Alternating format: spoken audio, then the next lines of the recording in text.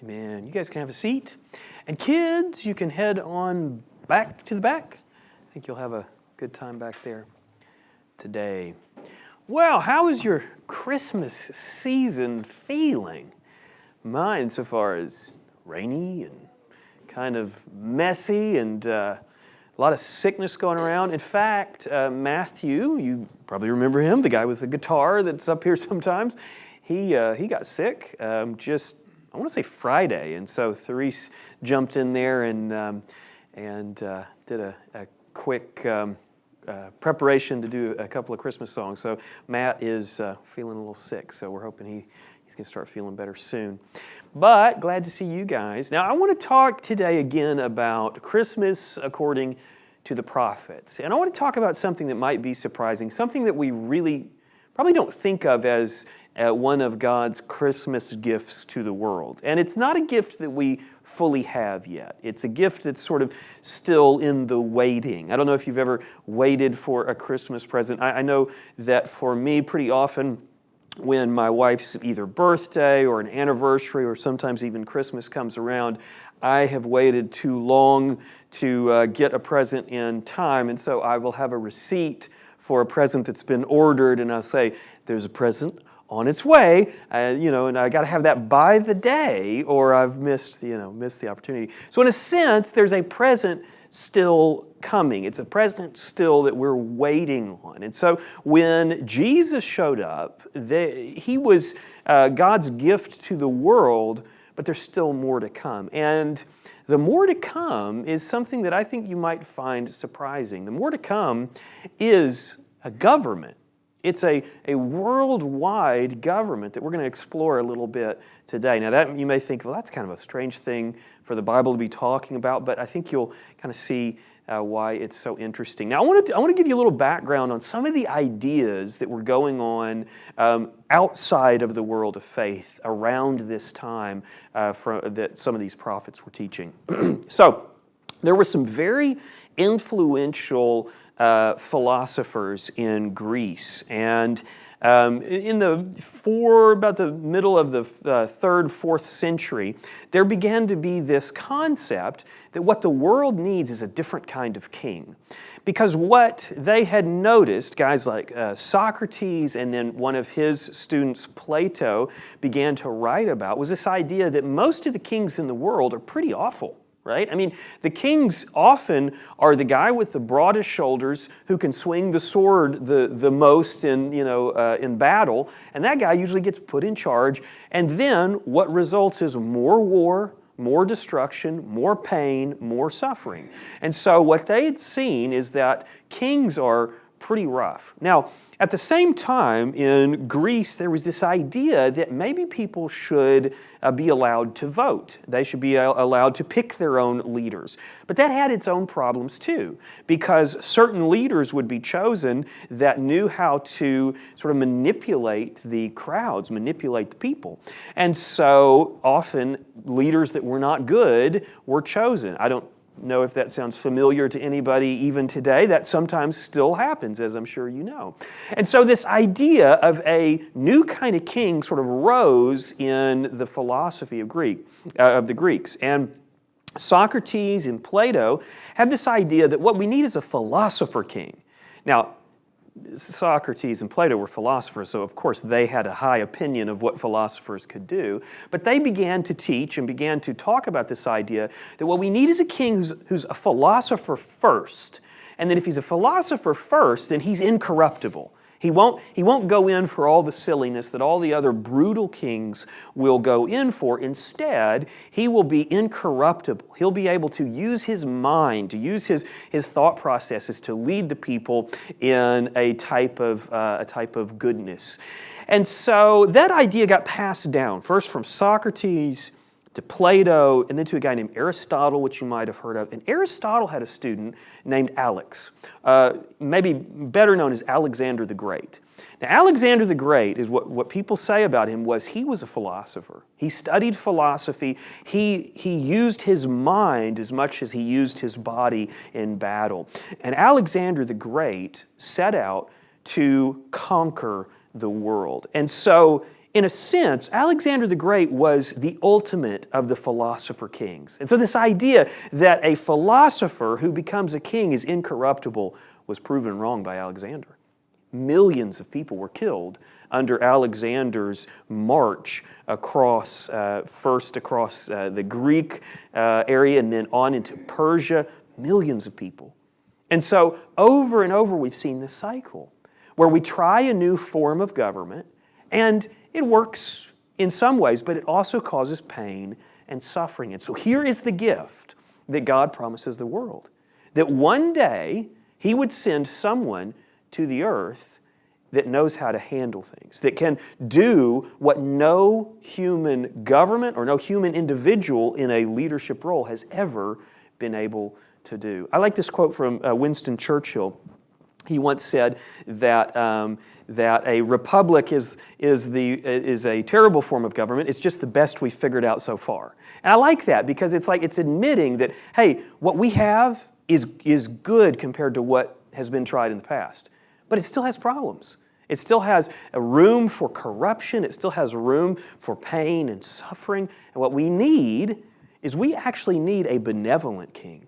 We need an incorruptible king. And in a sense, Plato and Socrates and Aristotle had it right that if we could have an incorruptible king and incorruptible leaders, it would make a difference. It's just that we're never going to find that among humans. So, with all that said, in some sense, that's what Christmas is about.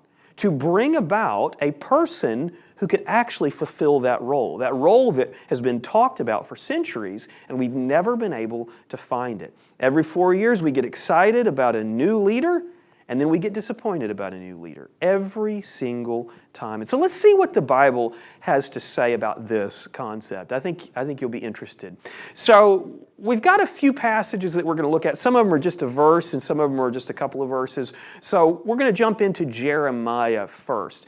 Now Jeremiah is sometimes called, you may have heard this, he's sometimes called the crying prophet or the weeping prophet. We actually have quite a bit about Jeremiah, things that were going on.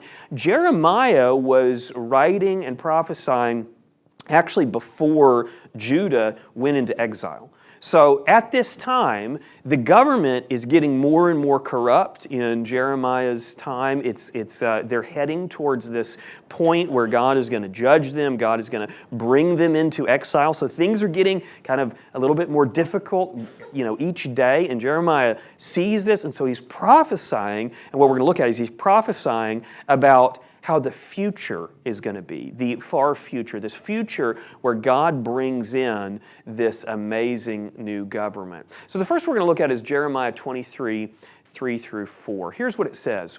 I will gather the remnant of my flock from all the lands where I have banished them.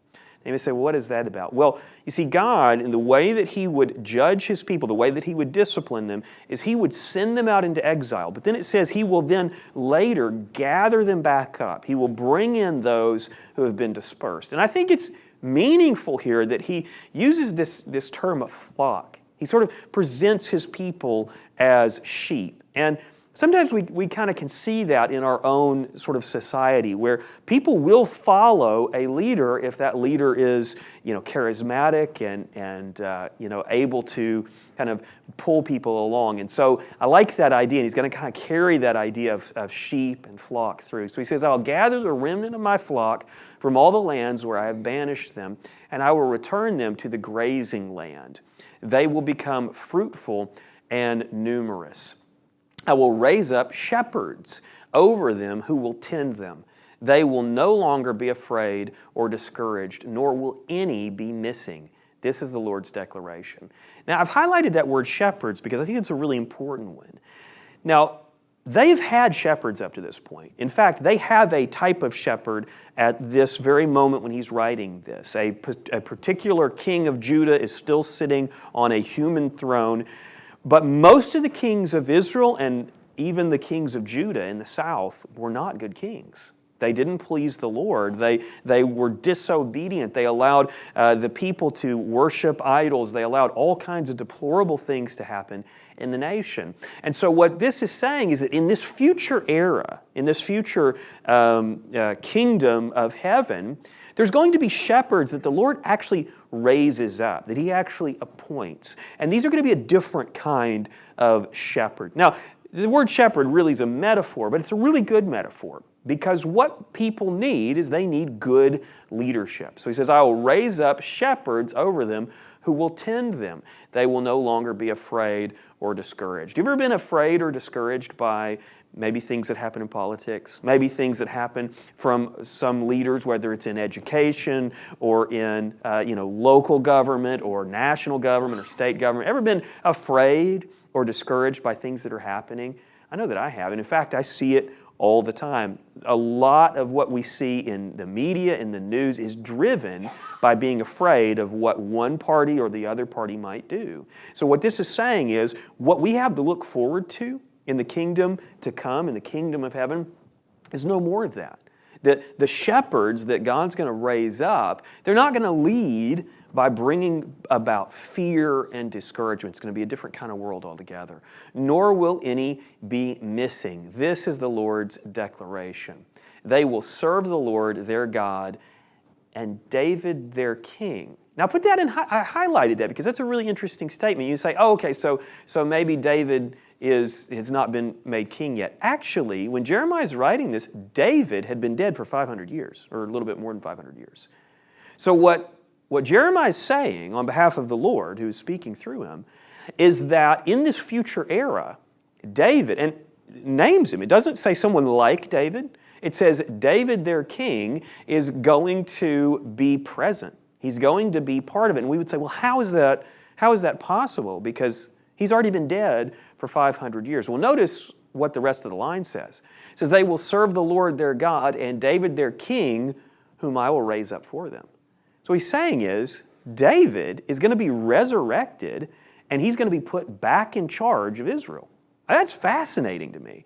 David, probably the greatest king the world has ever known. Now, David had his problems, right? I mean, he had a rooftop view of someone's bathing area, and that caused him all kinds of trouble. It got him into some really dark, places. But as a king, he was chasing after the heart of God. And that's the kind of leadership that God wants in His future kingdom. And so what He says is, He's going to raise up shepherds. And notice it's plural. Let me back, well, I won't back up, but it's plural. He's going to raise up shepherds, but a great example of the kind of shepherds that He's going to raise up, and literally, specifically, David will be one of those main shepherds. And so in Israel, David will be there. Now, just in case we get the idea that this is a metaphor, he actually mentions this, other prophets mention this as well in other places, like Ezekiel. Let's see what Ezekiel has to say about the future kingdom.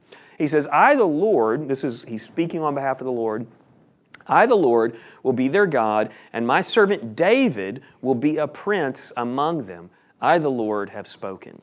Now, for Israel, David's era was the golden age, right? I mean, it's the age that they all would look back at. Because what happened was, under David, the kingdom became united. Okay, there were 12 tribes, and up until David's time, and to some extent, Saul was part of reuniting them in some ways, but under David, it became a strong, powerful kingdom.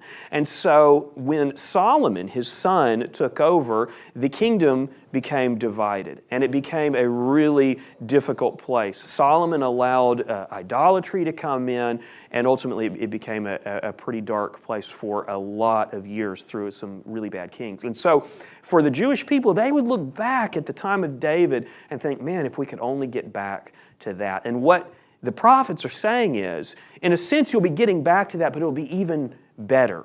Because you can imagine, once David is raised up and others are raised up as shepherds, they will be incorruptible. Because they will have left their sinful nature behind, and they will be in the Lord resurrected. So David will be a prince among them, and he says the Lord has spoken. Here's another instance where he says it, my servant David will be king over them, and there will be one shepherd for all of them. Now, I'll tell you, my take on this verse is he's saying that David will be a shepherd over them, but there's a shepherd above David.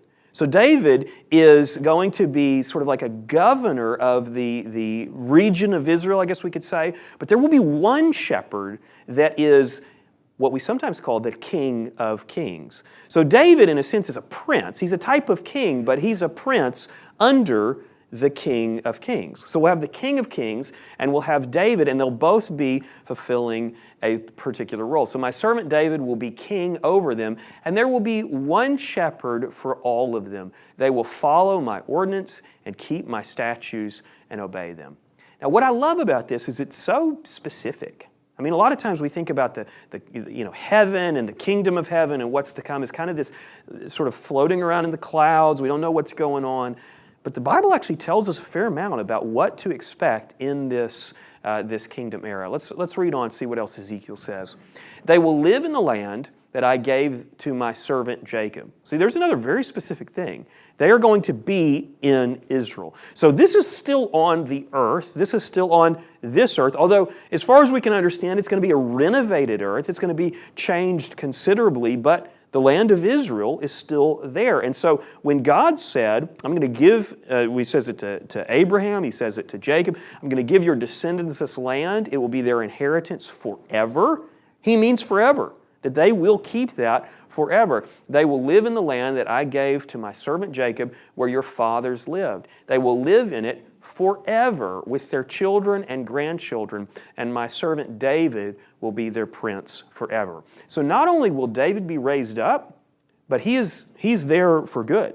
He's going to be there forever. It's an amazing thought. And I love that he mentions forever a couple of times, because for the Jewish people and for many other people groups throughout history, there are terrible things that happen, usually having to do with war, where people get displaced. I mean, in the world right now, there are some massive refugee camps. And it's deplorable, but it's like we don't know what else to do when 10,000, 20,000, 30,000 people get displaced from a country and they have to move to a new place. It's terrible. And sometimes they survive and they thrive, but a lot of times it's just a terrible situation. And so what he's saying is, once this era comes, the people that get to live in the land, they get to live there forever. They're never going to be pushed out again. They're never going to be dispersed again. They're never going to be killed. They're never going to be subject to genocide. They get to stay forever. So we begin to see why the Jewish people were so excited about their king, about their Messiah who was to come. Because remember, for them, they didn't see it as the Messiah will come and then thousands of years later the kingdom would come. They saw it as one and the same event. That when the Messiah comes, kingdom will come at that same moment. They didn't recognize that there would be a distance between those two. So I just want to kind of lay out what we've seen so far. So the first thing that we see is that, and we'll see, we have a few more verses about this, but the Son of Man is the King of Kings, right? We know because all through the Bible, he's talked about as the King of Kings. He will be the ruler of the world. But the surprising thing to you, and it was to me when I first saw that, is that David himself will be resurrected and will be a type of shepherd prince or a shepherd king who's underneath Jesus. Now, we are going to kind of fill out this, I'll call it a chart. We're going to kind of fill out this chart a little bit more with some more verses. Some we find in Daniel.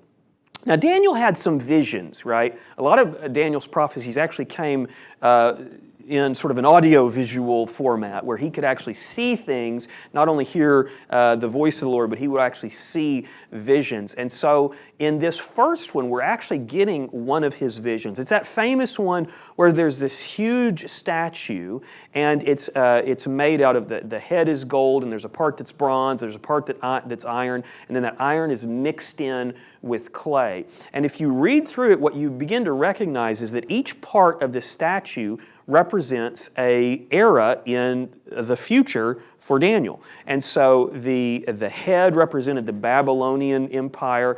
The next, which I believe was bronze, represented the Medo-Persian Empire. The next was the Greeks and then the Romans. And so he's kind of laying out the future. He's saying this is what's going to happen. And so he's kind of talking about kingdom. He's talking about government in this vision. And then he goes into this description of what is going to come at the end of all human government. What happens at the end? And so here's what Daniel has to say. It says, in the days of those kings, he's talking about like the ending of those empires that we just mentioned. In the days of those kings, the God of the heavens will set up a kingdom that will never be destroyed. And this kingdom will not be left to another people. Now we learn a couple of things from this. And in his vision, what he shows is that each of these kingdoms, one after another, is sort of supplanted by the next, or it's destroyed by the next. Like the Medo-Persians came in and beat the Babylonians, basically by realizing that there was a gate under a river that went under their wall. They went in and they took over the Babylonians. And that was the end of the Babylonian Empire, because somebody put a gate in a place that the army could get in. And that was it. And then after the Medo-Persians, you've got the Greeks. We talked about Alexander. Alexander was this brilliant military leader who marched across the world and killed millions, but he sort of brought the Greek Empire into its own. And then that split into a number. And then you have the Roman Empire. But each of these, in succession, would last for a while, and then they would crumble. And so notice what he says. He says this kingdom that's coming, this kingdom, we sometimes call it the kingdom of heaven, it will never be destroyed. It will always stand. Now that is something that humans have proved unable to do. There is no human government, no human organization that has lasted for the entirety of human history except that which God is involved in. And so God is the only one that can say, we're going to make a kingdom that's going to last forever. So in those days, those kings, the God of heavens will set up a kingdom that will never be destroyed, and this kingdom will not be left to another people. Here's what he says after that. It will crush all these kingdoms and bring them to an end, but will itself endure forever. Now, for the Jewish people, you can imagine how exciting this would be, right? Because they, at this point in history, they've been dispersed, they've been exiled, they've been persecuted, they've been the subject of genocide. It has been a really painful run for them. And they are about to be exiled again when, or they are in exile right now when Daniel is writing. And so you can imagine this is an open wound for them, that their kingdom that began with Saul and then sort of that golden era of King David, it has now come to an end. I mean, you can imagine being in the last days of, say, your own nation, America. I mean, imagine how painful that would be to think back on your history. And what he's saying here is, hey, God hasn't forgotten you. There's going to be this kingdom who takes over the rest of them. And it's going to be a kingdom that God brings to the earth, and it will have no end. Notice what he says in chapter 7. He says, and this is a different vision, I continued watching in the night visions, and suddenly one like a son of man was coming with the clouds of heaven. He approached the Ancient of Days and was escorted before him. Notice that phrase in there, Son of Man. That's one of, it seems, Jesus' favorite phrases to identify with or to call himself. And so it's something that Daniel uses. Notice what he says next. You who have, this is in is that the end of the Daniel passage? Yeah. So I continued watching in the night visions, and suddenly one like a son of man was coming with the clouds of heaven. He approached the Ancient of Days and was escorted before him. Now we're going to look at the rest of that verse in a second, but I want to share with you a couple of verses from the New Testament. Now we're kind of getting out of Christmas according to the prophets here by going to the New Testament, but the New Testament writers were prophets too. And so we're going to look at a quote from Jesus to kind of fill out that chart that we're putting together. But on this one, what I want to bring your attention to once more is the Son of Man. And so that sort of connects us to the coming of Jesus, which is what we think of as Christmas. So let's look at a couple of quotes from Jesus that help us kind of understand what this future kingdom is going to include. So this is Jesus talking to his disciples. He says, and specifically the 12 disciples, okay? So not necessarily everybody that follows Jesus. Notice what he says, "You who have followed me in the regeneration, when the Son of Man shall sit on the throne of his glory." You see that connection between Daniel. He's calling himself the Son of Man here. In the regeneration, when the Son of Man shall sit on the throne of his glory, you also shall sit upon 12 thrones, judging the 12 tribes of Israel. So here, what we have is 12 Jewish apostles who he's saying to them, because you followed me, and because you've been faithful to me, when I return, when the Son of Man comes back, sort of like Daniel was talking about, when the Son of Man comes back, you will also have places of authority in this kingdom. And he calls it judging. And so they're on thrones, and so it's a leadership sort of position, but they're going to be judging the 12 tribes of Israel. So this is sort of another internal sort of part of the administration that God is going to set up in the future kingdom of heaven. Now here's another thing that we see in Luke. He says this, "And he said to him, 'Well done, good servant, because you were faithful in a very little, you have authority over 10 cities.'" Now you may be thinking, why are we jumping to that? Well, once again, what we see in Jesus' parables is this promise that faithful people will be put in charge, faithful believers who are faithful now, in the kingdom of heaven will be put into some type of role where they are leading. And in this case, they will be leading cities. He says to one that's moderately faithful, he'll be in charge of 5 cities. To one who's more faithful, will be in charge of 10 cities. So we see these kind of different levels in this future kingdom of heaven. We see the Son of Man. We saw David. We also saw tribes. We see, well, actually, why am I doing that by memory? Let's just look at the chart. So Israel in the kingdom of heaven. This is what we see in Scripture. Is the King of Kings, the Son of Man, who is going to eventually return and set up this worldwide kingdom, but then also tells us that David will be raised up. David will be their shepherd prince, their king, and so he will be underneath the King of Kings in authority. But then what Jesus reveals to us is that there will be 12 roles of some type of judgment where they'll hold court or something. We don't know a whole lot about what it means, but they will have some kind of leadership role. And now, by the way, the 12 apostles, 11 of them were the ones that walked with Jesus. There is one who, it tells us in John 6, never believed, that's Judas. And so that 12th is probably Mattathias, who was the guy, you remember at the beginning of Acts, he was chosen by casting lots. That doesn't matter right now. It's not necessarily, Judas won't be in there, that's what I'm saying. Okay, anyway. And then shepherd, and so I think then there's probably many roles of shepherding of some kind. Because you remember in that Jeremiah passage, it says that he will raise up shepherds. That's a plurality of shepherds. And so I think, this is kind of theoretical on my part, not only will there be sort of a prince of an area, not only will there be kind of these regional people that help lead, I think there will actually be those that are on a more local level. I'm just calling them shepherd overseers. And I connect that to what Jesus said in those parables about being kind of in charge of a city here, or maybe a few cities around there. We might call it like a governor or something. I don't know exactly, but there's reference to this concept that there's various leadership roles in the coming kingdom. And then there will be people that are reaping the benefit of this leadership. So this is what we see in the prophets. So when the people of, say, Jeremiah's time or Ezekiel's time, when they're hearing these passages, now they wouldn't have known some of these about the apostles and the other stuff, but when they're hearing about the Messiah coming, they're thinking about this kingdom. And they're probably thinking very practically. They're not thinking about floating on a cloud playing a harp someday. They're thinking about a kingdom that comes to earth, and it's led by Messiah. It's led by Christ, who will,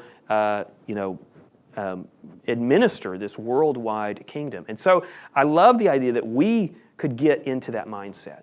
Now, one thing that you might be wondering is a lot of this is about what's going to happen in Israel during the kingdom of heaven. But what about the rest of the world? Is the rest of the world just like nuked and nothing's happening? Well, actually, I want to return back to Daniel's vision because he says some interesting things that kind of answer this question. Because a lot of us here are Gentiles, and so what's the Gentile role in the future kingdom of heaven? Well, here's what we have in Daniel 7 once again. So remember, this is his vision. So we're returning to that. He was given, and he is the Son of Man. He was given dominion and glory and a kingdom. Let's just define those words. Dominion means to rule, right? He's given a domain, and his domain is the world. And so he's given dominion, he's given glory, and a kingdom. So he's given this kingdom that encompasses the world. And when it says glory, I take that kind of practically. Sometimes we think of that as really kind of nebulous. I take that very practically, meaning that people know who he is. They recognize him. They look up to him. It's not that they're crushed. They want him as their leader, as their king. So he was given dominion, glory, and kingdom so that those of every people, nation, and language should serve him. So what we find out is that this is happening in Israel, but in the same way, this worldwide kingdom is also happening in other nations. Now, a lot of people seem to sort of think that once we get to the kingdom of heaven, it's all just one mob of people and there's no distinction. But notice it mentions nations, it mentions languages. And so it seems that there will still be some sort of form of nation division and languages, and I think culture. I think there will be preserved culture even in the kingdom of heaven because we see that division, that these nations and these different languages will be preserved in the kingdom of heaven. And it's such an interesting image of what the kingdom of heaven will be. It's going to be a very, very interesting world. It's not just like this homogeneous, everybody's floating on a cloud. There's going to be culture. There's going to be, maybe we'll all learn a bunch of languages. I don't know, but it's very textured. And so he was given dominion and glory and a kingdom so that those of every people, nation, and language should serve him. His dominion is everlasting. There again, we see that concept that it lasts forever. Let's see what else he says. Dominion, let's see, it feels like that's the middle of a sentence. His dominion is an everlasting dominion that will not pass away, and his kingdom is one that will not be destroyed. What an amazing statement when we think about all this. I mean, this is very practical. Now, I don't know why it is that a lot of times we kind of shy away from trying to be specific about what God has said about the future kingdom, but there's actually quite a bit. In fact, there's a couple more short little passages that I want to look at. Here's what he says in Micah.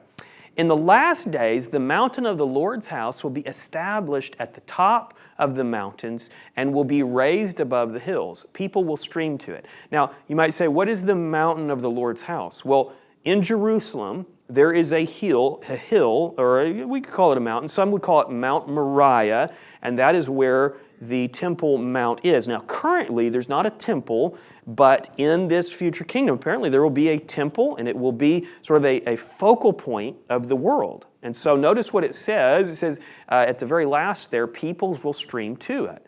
So this will be a focal point. This will be sort of the center of the world that people are looking toward, that they'll travel, they'll make pilgrimage. But it's fascinating what he says next. And many nations will come and say, "Come, let us go up to the mountain of the Lord, to the house of the God of Jacob. He will teach us about his ways so we may walk in his paths." So people will come from all over the world. They'll come to Jerusalem, up to that mountain, and they will learn. And so it seems that the Lord will be actually there teaching. He'll be there sharing wisdom. And it seems that that is a pastime of the world. People want to know, what does our Messiah King say? And so they will stream there. And it did say stream, right? Am I making that up? Yeah, peoples will stream to it. So that makes it feel like it's thousands, maybe millions of people will go there on a regular basis to listen to the Lord. That's amazing. Sometimes as we read the Gospels, it's kind of like, man, I wish I could sit there and, on those days when Jesus was teaching and just soak it up. Well, people are going to get to in the kingdom of heaven. So that's really exciting. Here's what Micah says after that. For instruction will go out of Zion, and the word of the Lord from Jerusalem. And so his instruction, his teaching will permeate the world. It will be broadcast in some way. Now, we don't know exactly how that is, but it will go out from there. Now, my theory is people will stream in, they'll hear what the Lord has to say, and then they'll carry it out. Or maybe he'll be on the radio. I don't know how it'll work, but it will stream out in some way throughout the world. And so imagine, I've had this thought recently that when we elect a leader of any kind, it could be local, it could be national, one thing that has sort of become a place that political leaders don't touch is spiritual leadership. But this leader, this king, will be not only a political leader, but he will also be a spiritual leader. He's going to be teaching people on a personal level how to live in a righteous way, and it's going to be amazing. Here's what he says next.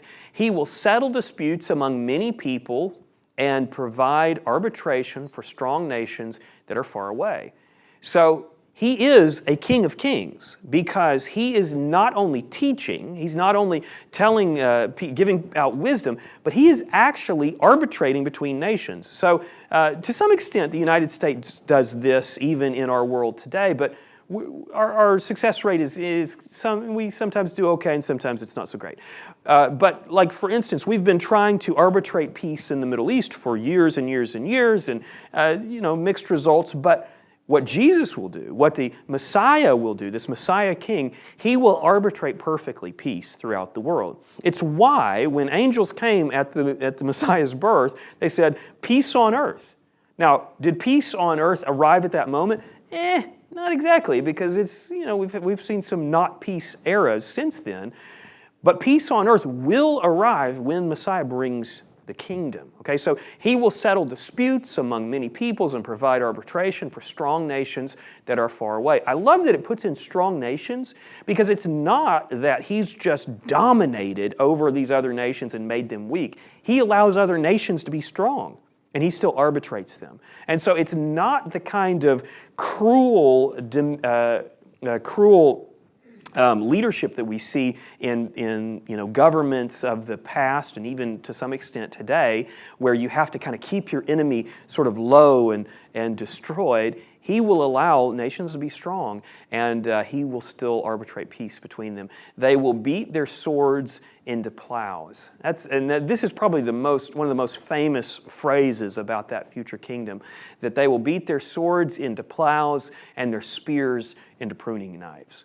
So all of the soldiers no longer are soldiers. They'll be involved in other jobs. I don't think this means that everyone who would have been a soldier is going to be a farmer necessarily, but you get the idea. Nations will not take up the sword against nation, and they will never again train for war. So there won't be a military. There won't be need for a military. There won't be need for military training. Do you know that our national budget for military is in the hundreds of billions? I don't know it off the top of my head, but a huge amount of our tax money has to go to military because we just don't know how else to be secure. But in this era, that's not needed. There won't be need to be training young men and young women to go to war. There won't be need to be training people how to kill and how to defend themselves, because this is an entirely different era, something the world has never seen before. But each person will sit under his grapevine and under his fig tree with no one to frighten him. That sounds like a nice day.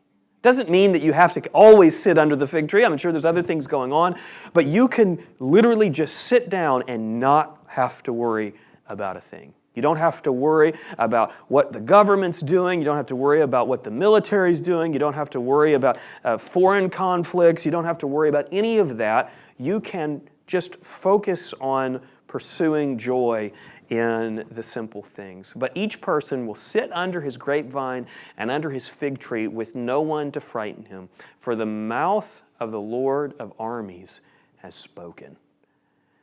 Last verse from Micah. We will walk in the name of the Lord our God forever and ever. I don't know about you, but that sounds pretty good. I mean, I think about the unrest that we experience on a daily basis. And it's really easy to blame our government or blame our leadership. But the problem is that it's inside of us. Any one of us in this room, if we're given absolute power, we'd probably fail, right? We'd find ways to let that corruption rise to the top. And it almost feels like for all of human history, God is allowing us to prove this to ourselves. That no matter how intelligent of a governmental system, how intelligent of a monarchy or a republic we create, we still find a way to corrupt it. We turn it into something ugly eventually. And so what it reminds us of, and I know this is not a normal Christmas message, but what it reminds us of is that the Christmas present that we need is not only Jesus to save us from our sins, but a worldwide Messiah, King, to save us from the corruption that we constantly create in our world. And when we look toward a future world like that, I think it's something we can be excited about. Got one more very short verse for you. I love this one. He says, for the earth, is talking about this era, for the earth will be filled with the knowledge of the Lord's glory as the waters cover the sea. Wouldn't that be a different kind of world? A world where anybody you meet, you can have a conversation about the Lord with them. Because His knowledge covers the world like the waters cover the sea. I don't know if you noticed it, but as soon as I read that, it started raining just a little bit harder. For those that are watching the live stream, it's raining here, and so that was sort of dramatic. But the knowledge of the Lord will cover the earth. To me, that's exciting, to think about living in a world like that. So let's just think for a second about what it will be like to live in any nation during the kingdom of heaven. So not only will this be happening in Israel, but it seems that this is also the case in other nations. That there's going to be a King of Kings, and that's going to be the Son of Man, the Messiah. That'll be Christ. But then there will be shepherd princes of some kind. Now, it seems that when David is talked about in Scripture, he's specifically going to be raised up to lead Israel. And Israel is a nation. It's one of the nations of the future kingdom of heaven. So it seems that there will be others raised up to lead those other nations that are outside of Israel. By the way, this is sort of theoretical. I mean, we're kind of putting the pieces together. We might get to it and realize, hey, we were a little bit off on this or that. We don't know, but this is what it seems like it's saying. We're more specific on what he says about Israel. So we know that they said David will have that role in the future kingdom and all of that. So we're kind of extrapolating here. But as far as we can tell, there'll be some kind of shepherd prince raised up for other nations, and there'll be maybe shepherd judges like those apostles or leading the tribes of Israel. Maybe there'll be roles like that as well. It seems that there'll be other types of shepherds just in general, because there are quite a few faithful believers who God will appoint to various positions, and then there will be people who benefit from these shepherds and this leadership. So, my guess is that this may be a little different than your vision of what the kingdom of heaven was like. And so, I think it would be interesting to have just we got a couple of minutes. I think it'd be interesting to just talk a little bit about what strikes you, what kind of stands out to you in these verses that that we looked at today. I'm thinking about the live stream. If you're watching on the live stream, I'll try to repeat some of the comments so you guys can hear it, because I'm not sure they'll be able to hear it. But what stands out to you guys about these verses? Anything kind of jump out at you? Or anything surprising, too?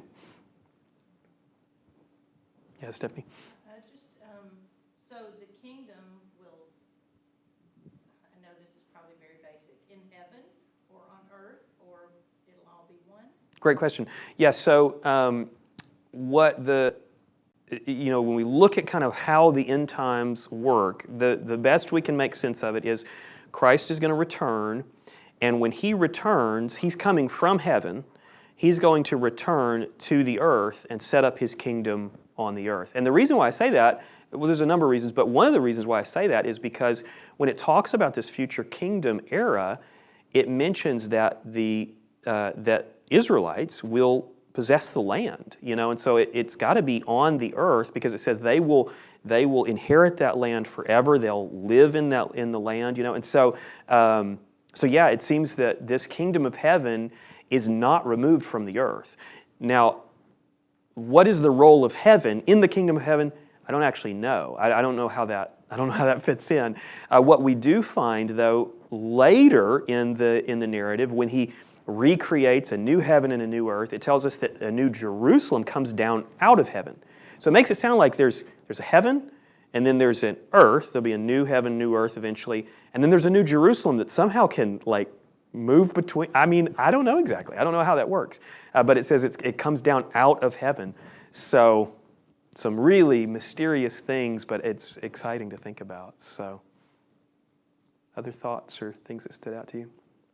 I just realized what I did is you said one thing and then I talked a long time.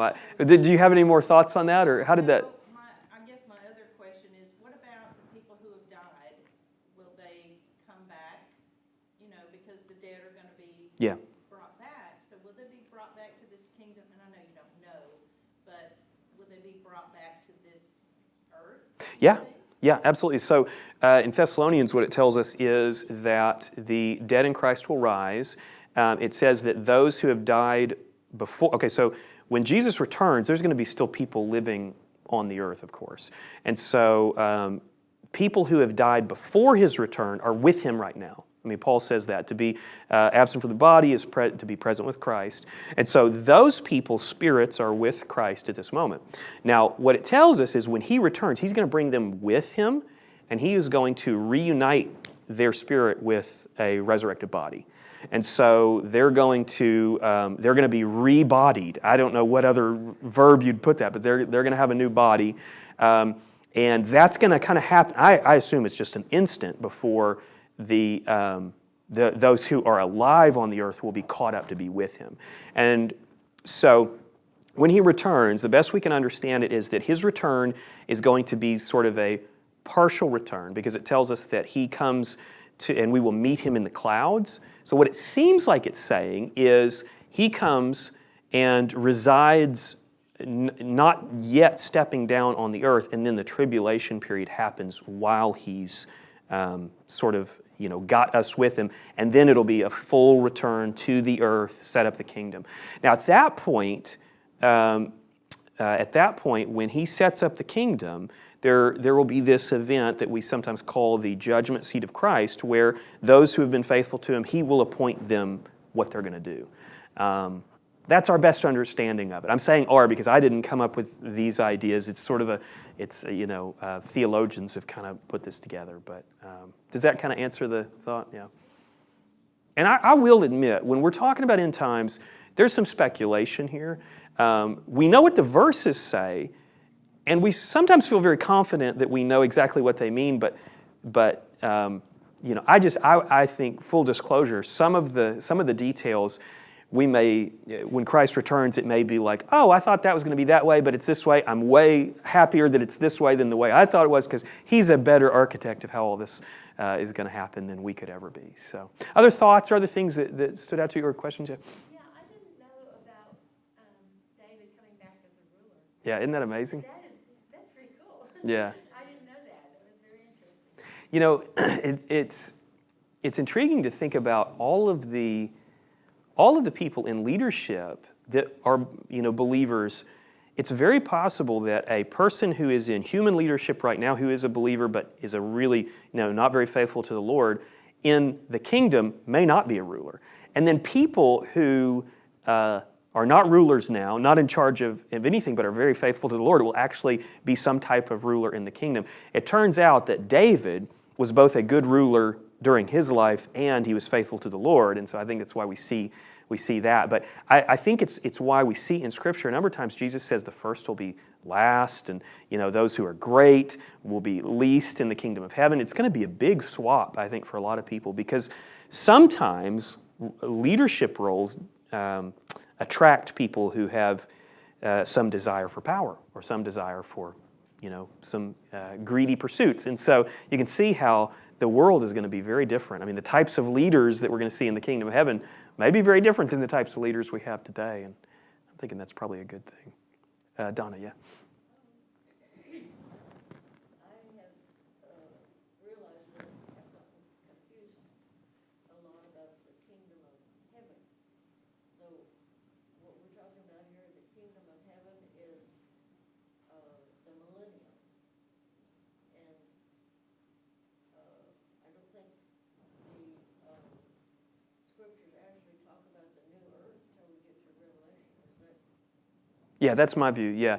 This, what we're talking about, most of the verses that we looked at today are what we would put in a category called the millennium, the millennial reign of Christ. And so our best understanding is that as soon as Christ returns and sets up his kingdom, that kingdom is forever, but there's sort of what we might call like a first phase.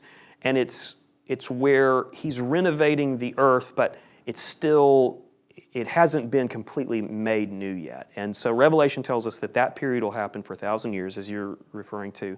And then when we get to the end of Revelation, we see this complete new thing where he remakes, new heaven, new earth, and the world itself even seems different. No more ocean, no more sea. It's just very, very different. And at that point, so that's actually 1,000 years into his reign, it's actually at that point that it says that there's no more pain, there's no more suffering. So something really changes at that point. And so yeah, this is my view, most of what we see in the prophets, I think is talking about the millennial kingdom. Because we see that the world is not, it seems in that era, the world is not completely perfect, but it's very renovated, it's very different. And so that's why I think it's not probably in that final phase. So does that make sense? Okay. Tommy, I think you had your hand up next. Yeah, you touched on this briefly last week, and I'm just kind of curious. So many of these passages are connected to the Jewish people. Mm-hmm, yeah. Why is it that they don't believe it?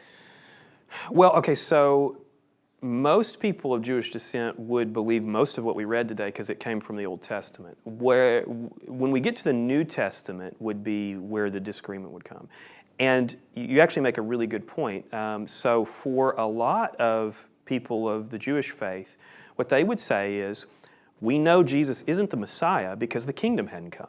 Because a lot of times when the Jewish scripture talks about the Messiah, it then also talks about this kingdom, where he's ruling the world, peace on earth, Israel is restored, all of these things. And so they look at that, and you can see why this would be the conclusion. They say, well, if there's not peace on earth yet, then that couldn't have been the Messiah, And so that's kind of where the rub comes, is that they're expecting the Messiah to also usher in this new era. And so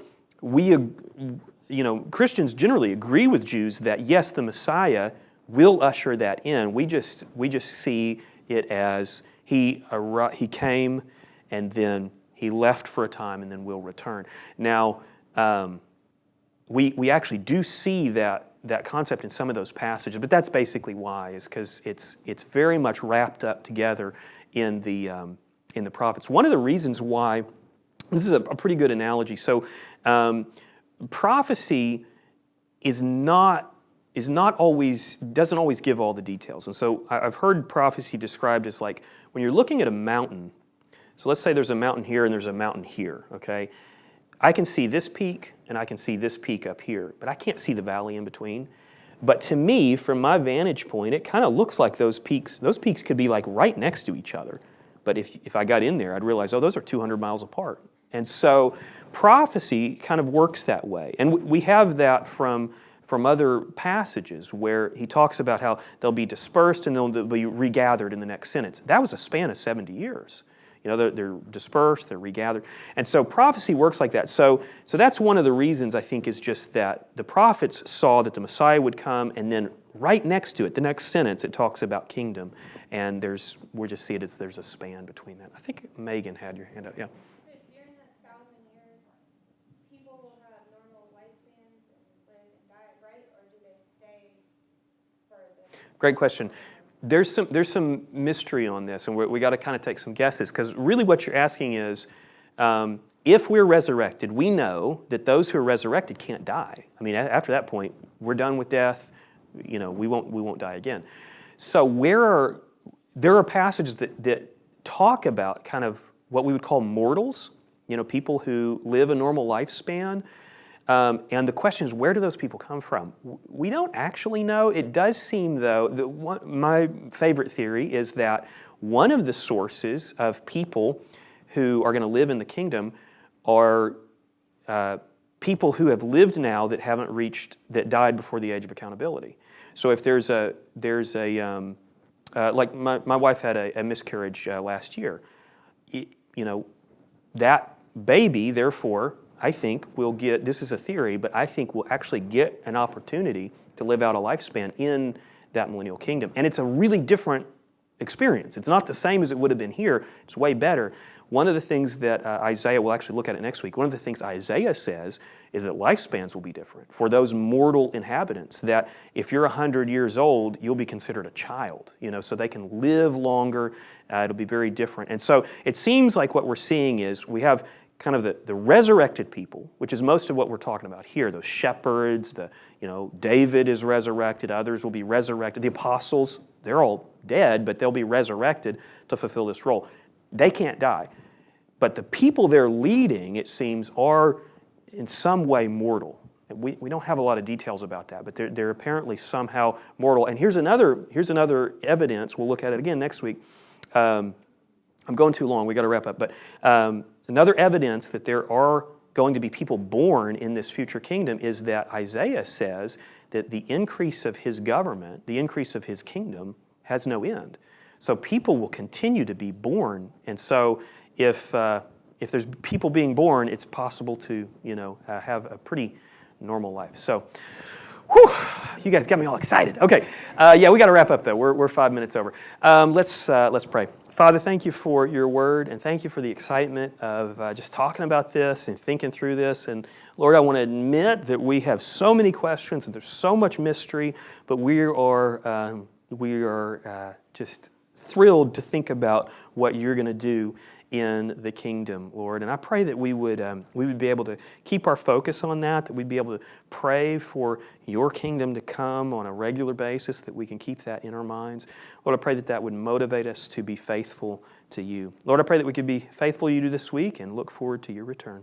In your name, amen. Thank you, guys.